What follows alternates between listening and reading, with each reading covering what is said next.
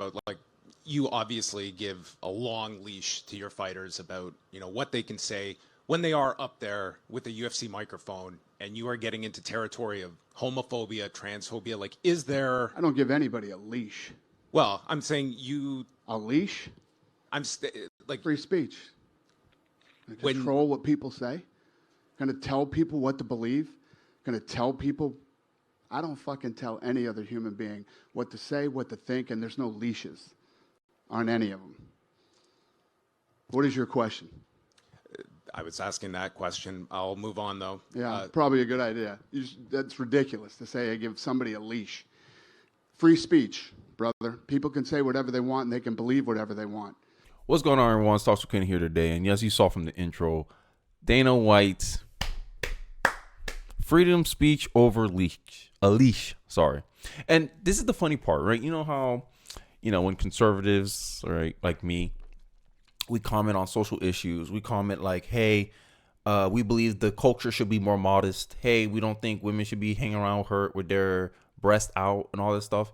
Liberals will get mad and say, oh, you're trying to control women's bodies. You're trying to control how people present themselves. When you're just making an argument that when we were a more modest culture, we were a better culture. And you're allowed to make that argument as a conservative. But for some reason, when conservatives want to try to persuade society to go down their ideological path, liberals have a problem with it. But the minute someone does something that goes against what liberals perceived as a slight or a bad comment, now they want to control. Oh, you give your fighters too much of a leash. And it's so funny how they sit here and pretend that only the conservatives are authoritarian. But no, they're authoritarian. They use empathy as justification for their authoritarianism. Oh, no, that hurts people's feelings. Therefore, you're not allowed to say it. While conservatives say, well, is it true or not? Is it good or bad? And then we try to define these words and we can have the debate what's good and bad. Sure, but the idea that you're not allowed to question anybody, right? There's a saying, they say, if you want to know who's in power, know who you cannot question. The UFC champion, I never know his name, Sean Stickler, I think his name was. All he said is, hey, man, I'll feel less of a man if I have a gay son. He's allowed to feel that way. He's allowed to express that opinion. But for some reason, the rainbow bullies come out at night when you make any negative reference to their lifestyle.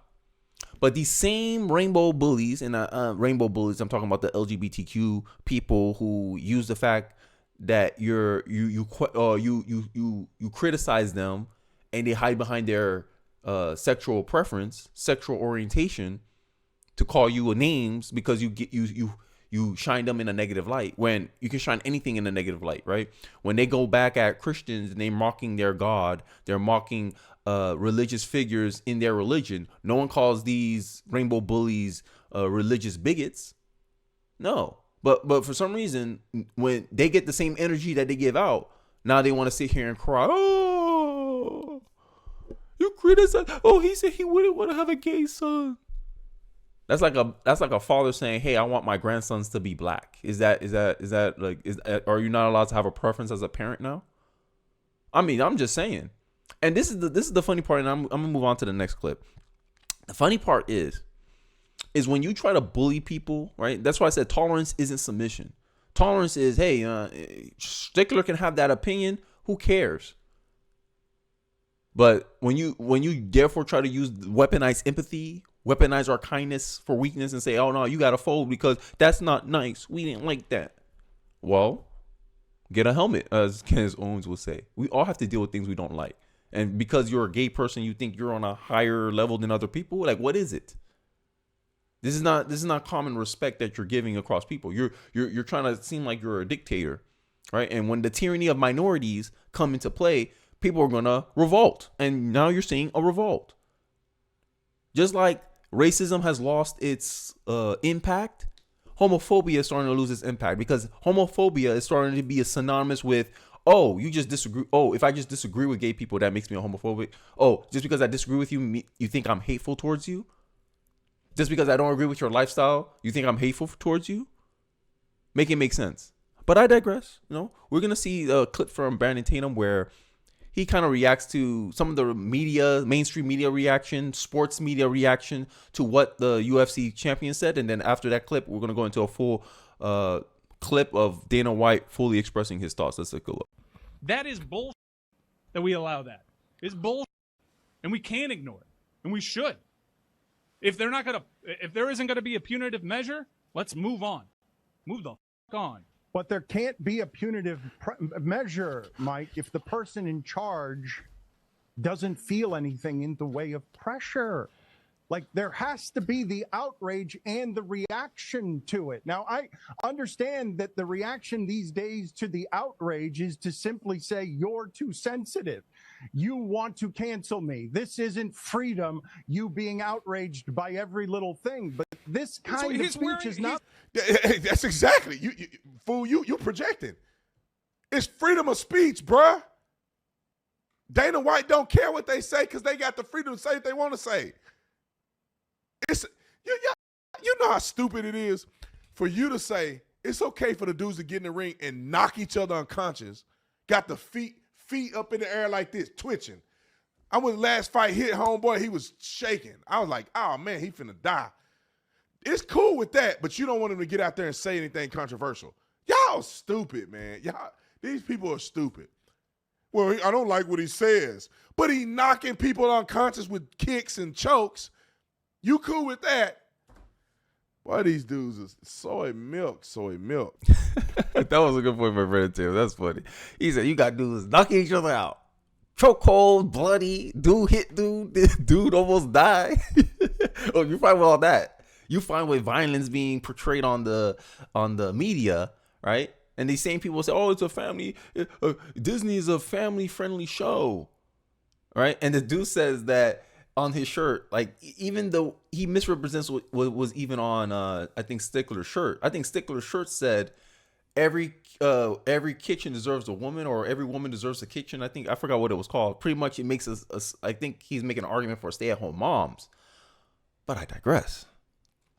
That was funny to me. I was like, yeah, you're right. Like, these people have more outrage over what someone says compared to what they do. This man is hurting people.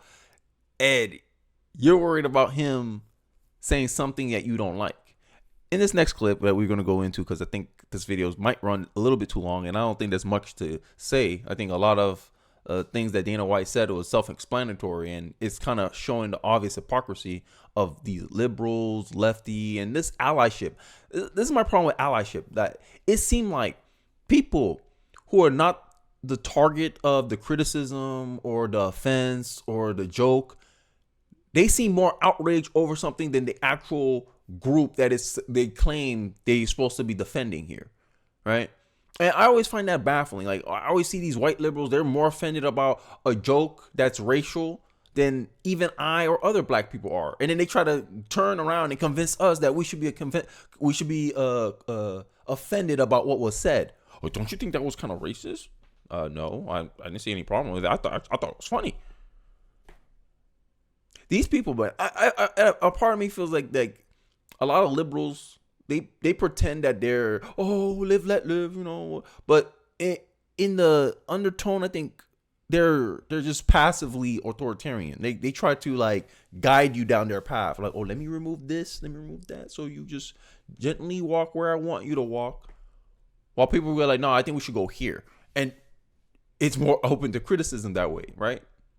You know what, before I go into my next clip, you know what Malcolm X said? White liberals are like the sly fox, and the conservatives is like the wolf. The conservatives let you know, hey, look, you crossing a boundary, you better stop. Hey, look, I'm not cool with that. That's how conservatives roll. Liberals, they may not like you, but they'll pretend to like you because you meet an ends for them. Oh, we need the black vote, so let's pander to them. We're not going to do anything actually for them, but let's pander to them. Once we get their vote, then we leave. It always happens. I mean, I think the biggest example is when Mitt Romney was running, there was a Democrat, I forgot his name, lied on Mitt Romney. Lied, say he was evading taxes, he was doing all this, and he got confronted by a reporter after he lost the election to Barack Obama. And the guy was like, oh yeah, I didn't have anything to really confirm that he was doing the things that I said he was doing. And the person was like, well, why you did it? He said, well, did we win? That's all he cared about. I'll say anything, do anything to win. And that's what seems like the Democratic Party is. And a lot of people seem to have that Machiavellian streak in the Democratic Party. But I digress. Let's go into this clip where Dana White really, the opening 1 minute and 30 seconds, I believe. And then I'll wrap up the video after the clip. Let's take a look. Consider going to those guys and saying, hey, this might be the one time you need to tone it down. This might be the one time you need to what? Tone it down, the trash talk. I don't tell anybody to do anything. I don't try to control any other human beings in any way, shape, or form.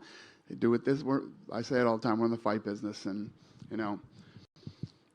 if you get your feelings hurt that bad, you probably shouldn't ask the type of questions when you know the answer you're going to get from Strickland. Let's start there. You know what I mean? If you ask him, you know who he is, and if you ask him a certain question, he was baited in that question. I'm not. Sorry, my mistake. Not referring to that question. Just Strickland got a little. I know what you're saying. Okay. I know what you asked me. It is what it is. It's the fight business, man. Dana, I just want to go back. You were talking about, like, you obviously give a long leash to your fighters about, what they can say when they are up there with a UFC microphone, and you are getting into territory of homophobia, transphobia. Like, is there... I don't give anybody a leash. Well, I'm saying you... A leash? Like... Free speech. Control what people say. Going to tell people what to believe. Going to tell people... I don't fucking tell any other human being what to say, what to think, and there's no leashes on any of them. And this is the hypocrisy with sports media and ESPN is that they don't want things to be political now because now there's athletes willing to kind of speak out against their narrative. But when an athlete is political towards the way they want it, they cheer that on, they encourage it. You saw it with the black head coach, the first black head coach for the Patriots. You saw that. Oh, when someone say what they want them to say, oh yeah, we want that voice everywhere. But then if an athlete with the opposing or counter opinion, they want to question it. They're gonna go, oh wow, well, don't you think it matters? Don't you? It almost like it's like a struggle session in a way. And I experienced this a lot throughout my personal life. Maybe this is why I'm so against wokeness, identity politics, is because people spend more time, instead of arguing the merits of what I said, they spend more time trying to convince me that I am a victim, that I should see oppression, that I should be offended by things. And I'm like, no, I'm not. Look, I had a difficult life. Grew up in the hood, single parent household, all that. Technically, I was co-parent. I was co-parented. I had my father in my life, right? I grew up in a tough environment. I'm like, yo, words ain't gonna hurt me. What you think about me ain't gonna hurt me. I can take criticism. I used to play basketball in the hood, okay? We used to play, hey, look, the hood basketball coaches, they curse at you. They're not the most politically correct people. That's what I grew up around. So when I get these sensitive people trying to tell me, oh, you should be offended by that, Kenny. Don't you find that offensive? Don't you find that kind of racist? I'm like, well, I kind of believe that. If someone walk up and say, if you saw a 6'6" dude built and athletic, you're going to think, I think he's an NBA player. but if a white person say that, oh no, it's racist. It's so baffling to me how people are looking for any reason to feel like a victim, to feel discriminated. And it shows you how low the supply is. The supply ain't meeting demand for victimhood. But, I digress, guys. Let me know your thoughts in the comment section. Do you agree? Do you see? I want to hear your thoughts about the Dana White situation. Do you agree with my kind of synopsis about it? Various opinions I put into the video. Let me know your thoughts in the comment section below. I really would like to hear them. Don't forget to like, comment, subscribe. And I'll see you guys on the next one. Peace.